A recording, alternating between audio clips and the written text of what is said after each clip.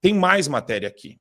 E eu preciso jogar ainda a insistência do Moraes com Alan dos Santos. Olha só. De novo, ele pede para a Meta, né, se pronunciar e enviar dados de contas de Alan dos Santos. E ele coloca ainda a multa diária de R$100 mil em caso de descumprimento. O problema é que o que eles querem que a Meta mande? Fora o quê? O que ele tem de cadastro no Facebook, o que ele tem de cadastro no Instagram. O Alan dos Santos já está na 49ª conta dele, Júlia, do Instagram. Olha, eu fico assim realmente impressionada. Você vê que a pequeneza, né, do ser humano, ela não tem limite, né? O Alan dos Santos já saiu do Brasil, já teve que abandonar a carreira dele de jornalista aqui. Hoje ele faz Uber para poder sobreviver, faz Uber lá nos Estados Unidos. E eu tenho assim uma profunda admiração por ele, porque o que ele está passando, o nível de perseguição que ele está passando, eu não consigo nem imaginar o que seja ser 10% da perseguição que esse homem sofre. E mesmo assim, toda vez que ele aparece, ele está animado, ele está combativo.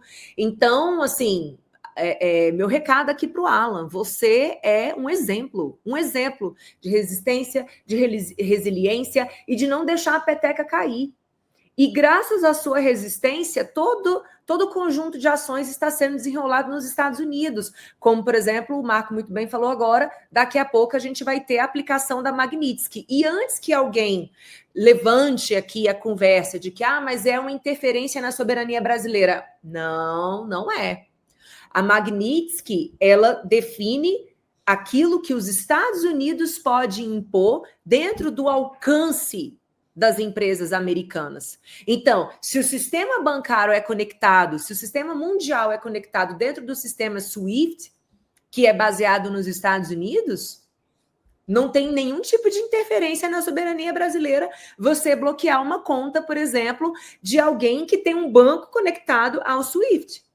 Assim como também os bens que estejam, porventura, nos Estados Unidos. Nós temos hoje milhões e milhões de bens russos bloqueados nos Estados Unidos, que inclusive esse bloqueio que acontece tanto nos Estados Unidos como também em países da União Europeia é um dos grandes argumentos para negociar o fim dessa guerra agora da Rússia com a Ucrânia. Então, não há que se dizer que Eduardo Bolsonaro ou Alan dos Santos estão ali nos Estados Unidos propugnando a interferência americana em território brasileiro, na soberania brasileira. Não, de jeito nenhum. É agir tão somente dentro daquilo que a lei americana prevê e dentro da jurisdição americana, diferente das ordens do ministro Alexandre de Moraes. Porque quando ele determina a suspensão de contas baseadas nos Estados Unidos e também de suspensão da atividade de empresas que não estão baseadas nos Estados Unidos, como é o caso da Rumble, aí sim houve extrapolamento do conceito de jurisdição. Mas é aquilo que a gente sabe, né? O comunista, ele acusa o outro daquilo que ele mesmo faz. Então, o Alan, ele é um exemplo. Ele é um exemplo de resiliência e ele está fazendo um trabalho importantíssimo para a gente aqui no Brasil. Que se não fosse ele e a denúncia e tudo que ele está fazendo, o mundo não saberia o que nós estamos vivendo e esse conjunto de sanções não estaria sendo discutido. Então, Alan, firme e forte, siga aí que está valendo a pena toda a sua luta.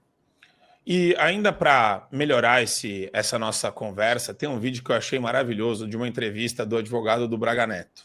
Eu não sei se o Jeffrey assistiu já, mas vamos colocar para vocês que tá sensacional. Não tiveram nenhum apoio, por exemplo, nessa indagação, nesse questionamento de vocês da OAB, por exemplo? Porque é uma coisa que diz respeito, pelo que o senhor faz a abordagem, especificamente sobre a atuação da advocacia. Olha, como eu disse, eu atuo há 35 anos. Né?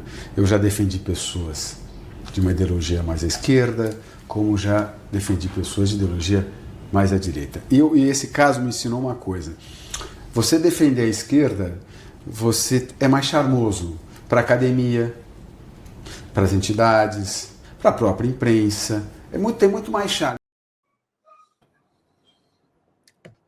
Um cara elegante, um cara muito elegante. Né? Aquele nó de que nem você, Jeffrey. Você está sempre impecável, português escorreito, O que ele quis dizer com é mais o quê? É mais charmoso? O que é Elegante. esse charmoso? Ele falou, é mais charmoso advogar para a esquerda. O que é charmoso? Essa linguagem está um pouquinho cifrada. O que ele está querendo dizer com isso? Eu acuso isso há muito tempo. Eu me senti muito representado com essa fala, Marco.